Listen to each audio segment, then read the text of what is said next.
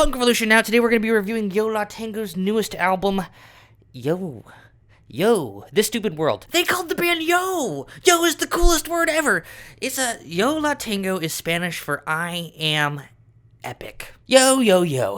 Oh my god, yo-yos are badass. Yo-yos are the ninja form of blades for Rick and Morty epic guys. Yo La Tengo is, how do I put this? Well, I'm a big fan of mostly their 90s and early 2000s output, which I think is what they're most well known for. Their 90s output is just a massive pleasure to listen to. A blend of shoegaze, noise pop, indie rock, noise rock, experimental rock, post-rock, just a blend of a lot of just beautiful dream pop, just like a concoction of like every indie rock enjoyer's favorite sounds coming together in undescribably awesome, juicy, yummy, highly influential 90s, early 2000s output. Yo La Tengo has been actually continuing to release a lot of albums, believe it or not, even throughout this past decade, but I have actually not seen any album that Yo La Tengo has released get as much buzz as this one in the past decade. Lots of people are saying some people are saying it's their very best since their 90s output. I'm curious, I'm intrigued. Let's see if it lives up to the hype of the yo. Yo means yo. So yo means Spanish. No. Yeah, I'm gonna get canceled for that one. Let's just go ahead and start by taking a look at the album cover.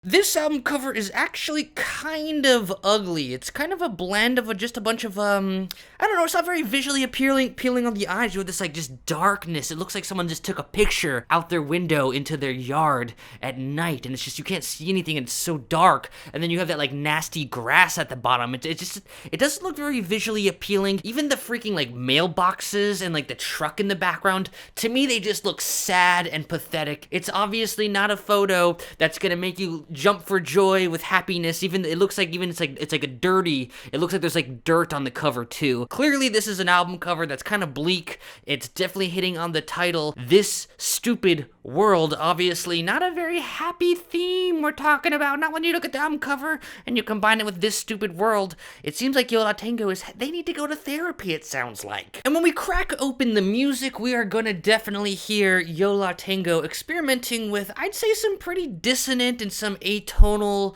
and kind of bleak and very gray sounds. And of course, you know, Yo La Tengo have throughout their entire discography incorporated a plenty of dissonance and atonal shoegaze noisy guitars and stuff. A lot of their music seems that, you know, it's noisy, but it has a decent amount of like sweet, yummy, dreamy melodies. And of course you're gonna get some sweet, yummy melodies here in This Painful World, but I'm hearing, you know, the opening track, it just sounds, you got these guitars that to me just, you know, are feedback roaring sound right out of like the early 80s no wave scene with maybe like Sonic Youth. It sounds like I'm listening to Sonic Youth, even with that bass line that's like boom boom boom boom boom boom boom boom boom boom boom boom boom boom. Like it's just like so just like driving the song in a very kind of dry but kind of groovy way, very much like Kim Gordon. Like I'm expecting listening to Sinatra Drive Breakdown for Kim Gordon or for Thurston Moore to kind of start singing on top of it. Very noisy, we're talking like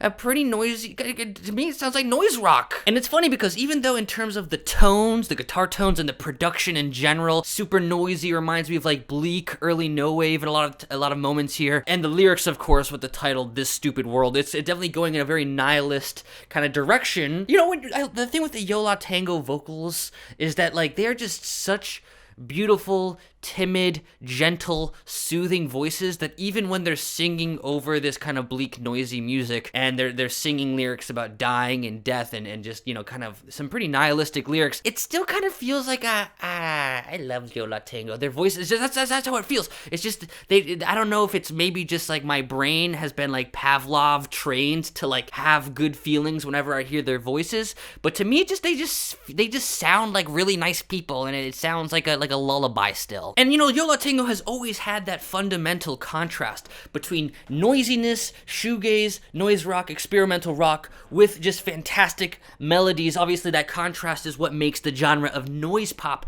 so fantastic. I mean, Yo La Tengo is the iconic noise pop band. I just think in this album, it sounds like Yo La Tengo is leaning more into their noisiness. And as a guitarist, I'm actually kind of envious of the guitar work I'm hearing going on here. Yes, I mentioned Sonic Youth, the noise rock feedback stuff, which of course I love, but throughout this whole record, I'm hearing plenty of really fascinating shoegaze, droney, maybe even kind of krautrock, psychedelic. I guess it's really just music that we can all say kind of goes back to that fundamental Velvet Underground influence of noisy feedback droniness that somehow is incorporated so wonderfully into indie rock and noise pop. Lots of just guitar work here that is just literally, sometimes you just hear a guitar just like roaring in the background. I don't know how they're able to do it, to just so magnificently control the noise and feedback coming from their guitar in a way that creates really wonderful and very musical and beautiful tones. And the thing with shoegaze and noise rock is sometimes when I listen to the guitar work, I'm a little frustrated. Like, I might go see a shoegaze band live and I'm like, okay, this stinks. The guitarists literally just hit a bunch of guitar pedals and are playing super easy chords. I'm not impressed. Yay, your parents bought you a bunch of expensive guitar pedals, but you know what? That doesn't make good music. But the thing with Yo La Tengo is like, I'm a guitarist and like I said, I'm feeling envy. Like, oh man, I wish I could just like control the noisy tones like they're doing so well here. It's not that they're using like fancy, expensive production on this album. Actually, the production feels very straightforward. I even looked it up. I was curious. Like, I really like the production on this album. It looks like they recorded it in their studio in Hoboken. Like, they're just like little practice space. So it seems like a pretty humble, straightforward recording. Everything sounds pretty straightforward, not like throwing a bunch of fancy, explosive plugins to make everything sounds super expensive, like so much like rich kid shoegaze nowadays. It sounds like what you're hearing is what they're actually playing, and that's just like, that is what shoegaze really should be about. Is like, you gotta be able to like play that like with your talent and your heart, rather than just having someone in the studio figure it out for you. I don't want to give the impression though that this record is just a bunch of like noisy feedback shoegaze the entire time. There's definitely plenty of really awesome, pop music intuitions that are coming through, like a Celestine. You got that gorgeous acoustic guitar driving, the wonderful vocals of Georgia just sound fantastic, and then in the background you got lots of swelling, wonderful, noisy, shoegazy, psychedelic guitars. I actually really like the song Until It Happens. This is such an interesting song because you have like these really like jarring, dissonant chord chords just driving the song, and then it's like weird, like just ugly, nasty kind of riffs, and it just sounds so like dissonant and clunky and weird. The percussion is like real, like it's a weird kind of, it's weird. It's just like a bunch of weird things, but it kind of comes together, and it feels like a very charming, tiny little cute little pop song with lyrics that are, just very bluntly about death is coming for you. Everyone's gonna die. It's like we're combining a bunch of things here that should be like really unpleasant melodically, in terms of the chords, in terms of the lyrics, but it somehow still is like charming, and really it's a cute little song still somehow. And then as we get towards the tail end of the album, it sounds like they really do just dive full-blown into, we are gonna just get nasty with the drony, shoegazy, noisy, bleak kind of guitar tones. We've got Brain Capers, which just seems like their most like just full-blown experimental song with lots of droniness, doesn't seem like there's a super crystal clear melody or chorus verse kind of chord progression. It seems like kind of just like a drony, long kind of psychedelic experiment.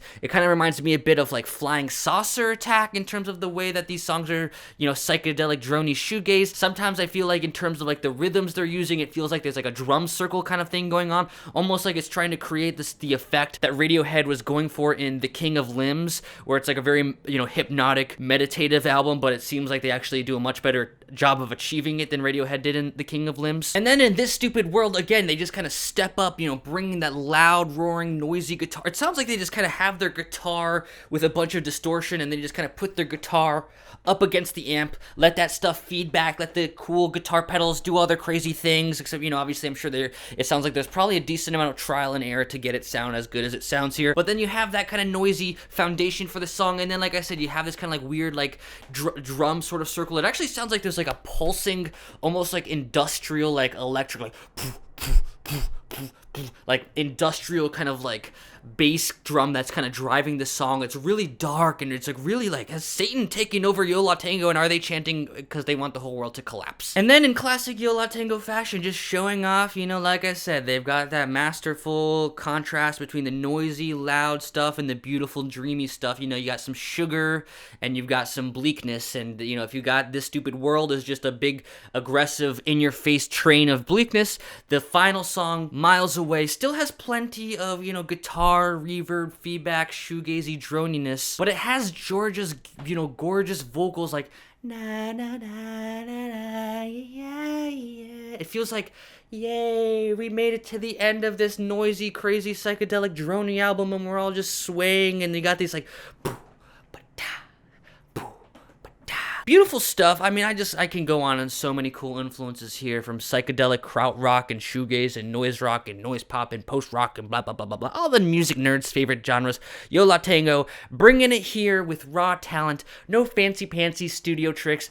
It's just, they're just a talented ass band. Of course, these are all really interesting experiments. A great blend of noisiness, nihilism, but also their classic, sweet, yummy, delicious, beautiful melodies and their beautiful vocals. It's just what we love so much about Yo La Tengo. The only criticism I really have of this album, if you can really call it a criticism, is that it really doesn't bring anything new to the table by any means. I don't care that much. Like, you know, I'm not looking for Yo La Tengo to reinvent the wheel. The fact that they are able to capture and grasp so much of these cool 90s tones so authentically in an album today is awesome. I feel like there's so many bands who are just trying to recreate what Yo La Tengo did, and then Yo La Tengo is like, okay, step aside, get your expensive parents' rich equipment away. We're gonna just show you how it's done, recording it in our humble studio, and they give you it, and it's awesome. So not super innovative, but you know what? I'm just happy that Yo La Tengo is still giving us something that is phenomenal. Anyways, it's phenomenal. I'm giving this an 8.2 out of 10.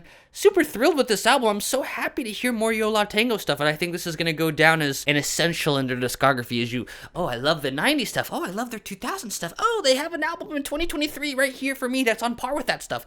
Yippee! That is Yo La Tengo, folks. Awesome job, Yo La Tengo. Great album. Really enjoyed it. Lots of my favorite influences in one album. Let me know what you think of it. Thanks for watching Punk Revolution Now.